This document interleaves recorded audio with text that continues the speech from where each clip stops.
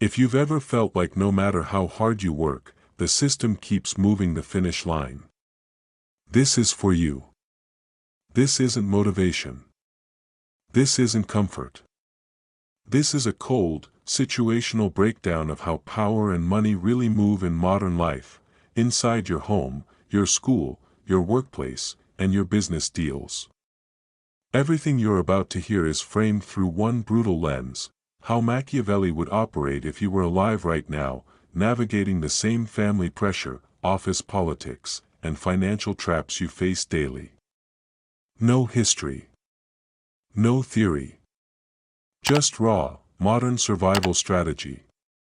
Watch closely, because every scenario in this video is something you will face, or already have. If your teenager hides failing grades and asks for more screen time, Machiavelli would treat that moment like a ledger entry: your power and clarity are worth more than their temporary comfort. He'd coldly map outcomes: what happens if you threaten punishment and follow through versus if you bargain or ignore it, and pick the option that preserves authority while teaching calculated consequences. He would construct a consequence that's believable and immediate, no empty promises, then frame compliance as a trade: grades improve, privileges return. He'd also create private incentives, small, strategic rewards that align their goals with yours, because loyalty bought with meaning lasts longer than loyalty bought with fear. In short, don't be sentimental about discipline, be strategic, consistent, and always measure whether your actions reinforce or erode your leverage. When siblings fight over chores, Machiavelli wouldn't attempt to be loved equally by both. He'd engineer a system that makes cooperation the rational move. He'd split responsibilities to create interdependence: one kid's success unlocks the other's reward. He'd openly negotiate stakes and document them: a visible chart, tangible rewards, so the conflict becomes transactional rather than emotional. If one child cheats the system, the penalty is swift and visible: loss of privileges for a week, reassignment of chores, or public correction in the family meeting. He'd avoid vague moralizing and instead impose predictable incentives that convert petty disputes into predictable economic outcomes within the household. In a family argument about money, parents wanting to save, children wanting immediate purchases, Machiavelli would play both auditor and diplomat. He'd expose the exact numbers: monthly inflows, outflows, and the painful cost of impulse decisions. Then he'd propose a ruthless but fair split: a defined fund and a locked future fund where access is controlled by measurable milestones. He'd set up mechanisms that make short-term gratification slightly harder: cooling off periods, joint approval for big purchases, and reward delayed gratification with higher status family perks. He'd also manipulate perception, presenting savings as freedom and spontaneity as dependency, because controlling the narrative wins half the argument before it begins. When a parent wants their child to pursue academic excellence but the child resists, Machiavelli would treat the situation like a market problem: find what the child values and tie academic performance to that currency. He would not appeal to vague virtues, he'd create immediate, tangible outcomes: access to better extracurriculars, meeting influencers, or a mentorship that the child actually wants. He'd orchestrate small, staged wins to build confidence, then flood the environment with proof that competence yields tangible social and material rewards. If resistance persists, he'd leverage scarcity, limit the child's options so education becomes the clear path back to the desired benefits. At PTA meetings where parents posture about values while doing nothing about school policy, Machiavelli would form alliances, not speeches. He'd identify the few parents who can move decisions: donors, board members, vocal influencers, cultivate them with favors or shared goals, and mobilize a small, disciplined voting bloc to force change. He'd trade visibility for influence, offer praise, reputation boosts, or logistical help in exchange for loyalty, then use that coalition to rewrite policies quietly and efficiently. He'd never waste time wooing the indifferent majority, he'd focus on the 20% who actually decide outcomes. When a child is bullied at school, Machiavelli would put together a plan that protects the child without turning them into a perpetual victim. He'd analyze the bully's incentives, social standing, power plays, and change the payoff structure so bullying is no longer rewarding. That could mean exposing the bully's behavior to the right watchers, teachers with influence, orchestrating social consequences, or elevating the child's status through skill building or alliances. He'd train the child in strategic responses that preserve dignity while signaling that retaliation isn't the same as defeat. The objective is to remove the bully's returns, not to moralize endlessly about empathy. In the workplace where everyone smiles and the promotions mysteriously go to the same few, Machiavelli would be clinical. He'd map the decision chain and then place himself where decisions are made. He'd identify who whispers into the boss's ear, which projects get visibility, and which metrics actually move the needle. He'd then create a visible record of wins, cultivate those who control promotions, and design small, unavoidable dependencies so management needs him. If the environment punishes competence, he'd pivot, either become indispensable through unique leverage or quietly build external options, because the fastest path to respect is the freedom to walk away. When coworkers spread rumors to slow your climb, Machiavelli would treat reputation like currency that needs defense. He'd identify the rumor's source, understand its purpose, and decide whether to neutralize with direct confrontation, public facts, or by making the rumor irrelevant through overperformance and visibility. He'd also create a controlled counternarrative by aligning with mutually respected figures who can vouch for him publicly. His moves would be measured, public spectacle only if it achieved strategic ends, otherwise, he'd erode the rumor's power by changing the context in which people interpret it. If your boss takes credit for your work and you've been promoted around the office without reward. Machiavelli would manufacture accountability without open rebellion. He'd present progress in documented formats, emails, briefings, metrics, that force attribution. He'd cultivate allies who can corroborate contributions and create situations where your role is necessary for the project's success. If subtlety fails, he'd plant the idea of collaboration in the boss's mind as their win, making it safer for them to publicly credit him.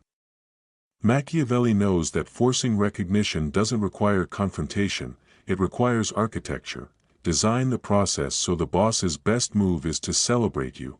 When a parent faces teenagers spending irresponsibly, Machiavelli would treat the bulging bank account like a leverage instrument, not a moral failing.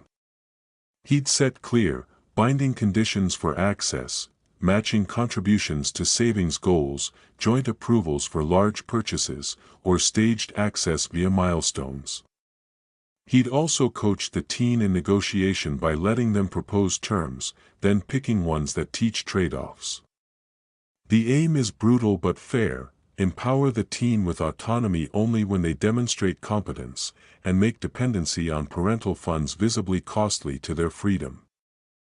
At a school where teachers are overwhelmed and kids are falling behind, Machiavelli would pick the smallest lever that produces visible results, reallocate resources to high-impact interventions and then show those wins. He'd identify a single, measurable metric, reading levels, test scores, attendance, and run a pilot that promises quick, measurable improvement. Then he'd build the narrative. These methods work and tie the school's reputation to outcomes. He'd use recognition and incentives for teachers who adopt the approach, and quietly remove those who sabotage progress. He'd avoid utopian reforms. Instead, he'd create apparent momentum through tactical, replicable wins, when family members argue over inheritance or shared assets. Machiavelli would not let sentiment cloud contract. He'd write terms that remove ambiguity, clear timelines, enforceable conditions, and neutral arbitrators, then secure buy-in by framing clarity as the kindness everyone deserves. If needed, he'd offer side payments or non-monetary compensations to placate the most volatile parties. His principle: eliminate opportunities for chaotic disputes by transforming emotional claims into contractual obligations. This reduces drama and keeps resources intact. If a startup co-founder insists on control but delivers little, Machiavelli would engineer an internal market for power, equity tied to milestones, voting rights that shift over time, and public benchmarks that expose contribution. He'd craft convertible structures and staged vesting that protect the company without alienating the co-founder. He'd use incentives external to ego, reputation, board positions, visible credit, to keep the co-founder engaged while ensuring operational competence is non-negotiable. Machiavelli's modern rule: treat relationships in business like contracts with adjustable levers, not sacred trusts. During layoffs or restructuring, Machiavelli wouldn't be paralyzed by loyalty. He'd build redundancy and make his role irreplaceable. He'd document processes, create cross-team dependencies, and form alliances with people across levels so firing him would create friction. At the same time, he'd quietly maintain outside options, unexpected job meetings, portfolio projects, or consulting ties, so he never becomes hostage to the company's whims. His philosophy is pragmatic: preserve dignity by engineering choices, not by hoping for gratitude. When negotiating a business deal where the other party wields more resources, Machiavelli would seek asymmetric leverage, timing, exclusivity, reputation, or threat of alternative partnerships, and weaponize it. He'd identify what the other party fears losing and craft terms that make conceding to him the path with the least visible cost. He'd prepare fallback options publicly so his counterparty knows he isn't desperate. He'd also design the optics, make agreement appear as the other party's victory, letting them save face while he secures the favorable terms beneath the celebratory ribbon. If a parent is pressured by grandparents to give up parenting decisions, Machiavelli would redefine authority by creating arenas where parental decisions are framed as protective, not punitive. He'd create clear, documented parenting plans that demonstrate thoughtfulness and stakes, sleep schedules tied to performance, screen time tied to chores. He'd enlist expert voices, pediatricians, counselors, as neutral validators to back decisions in family debates. His aim: change the power equation so parental rules are seen as rational choices for the child's well-being, not as personal slights against the grandparents. In classrooms where gifted programs are gate-kept by favoritism, Machiavelli would exploit visibility and scarcity. He'd position his child in high-impact, public projects that generate attention, science fairs, visible volunteer efforts, competitive teams, and make teachers and administrators see the child's inclusion as their win. He'd also cultivate micro-influencers, coaches, club leaders, and parents who can advocate publicly. When necessary, he'd use procedural pressure, formal appeals, data on performance, to make exclusion politically costly for gatekeepers.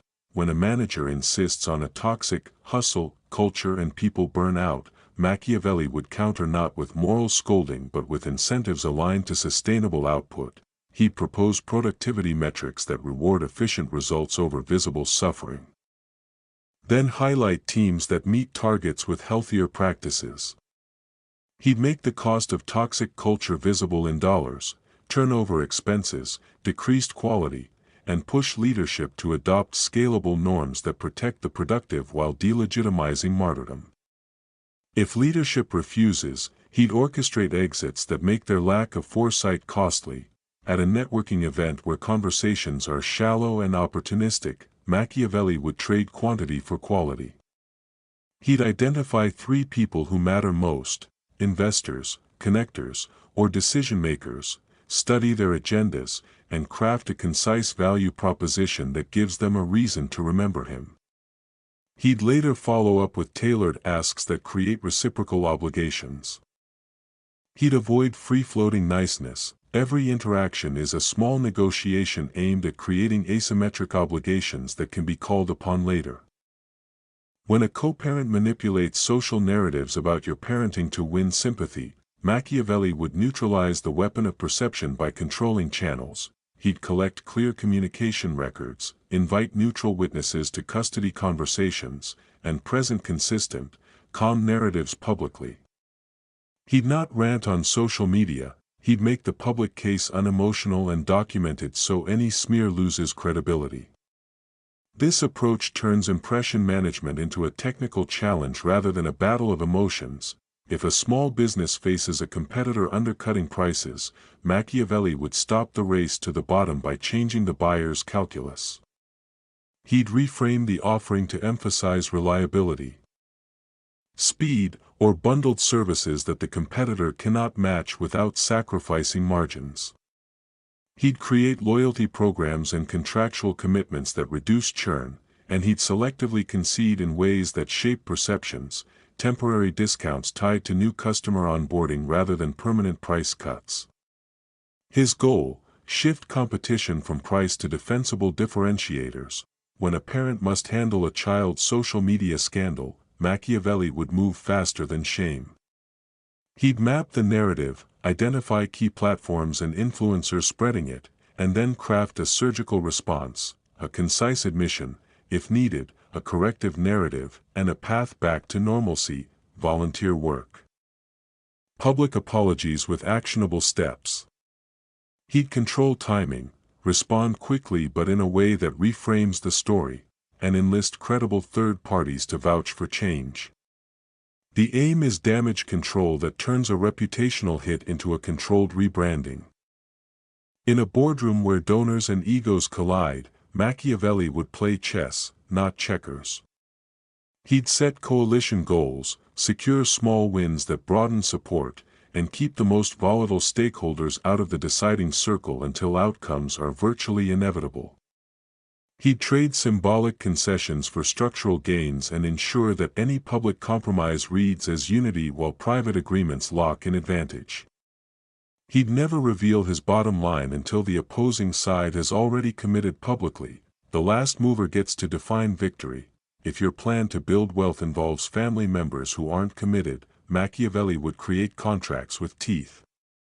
He'd define roles, vesting schedules, and failure penalties in plain writing, then make acceptance of these terms visible: signatures, witnesses, escrow accounts.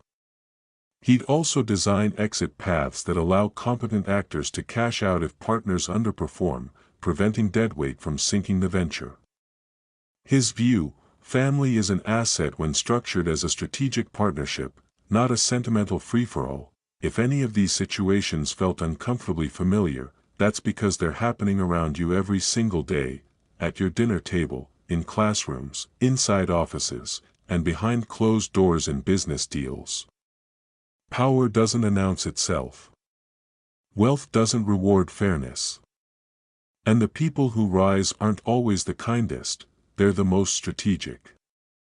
If this perspective changed how you see even one situation in your life, don't keep it to yourself.